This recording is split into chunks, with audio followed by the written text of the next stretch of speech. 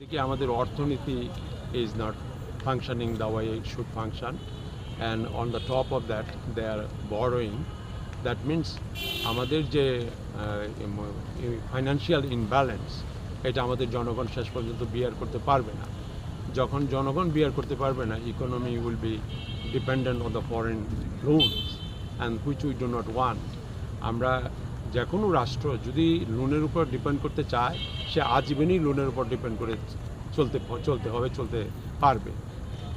মাটি যেহেতু আছে, আপনি বেঁচে থাকতে পারবেন হয়তো কোনো না কোনোভাবে, কিন্তু it would not be called a country, independent country. It would not be recognizable as an independent country because you are so much dependent and leaning on the other countries for financial support and this and that. আমার মতে ওনারা যদি দেশটিকে সত্যিকার অর্থে আমাদের জনগণের হাতে দিতে চান, তাহলে ওনাদের দুইটা কাজ।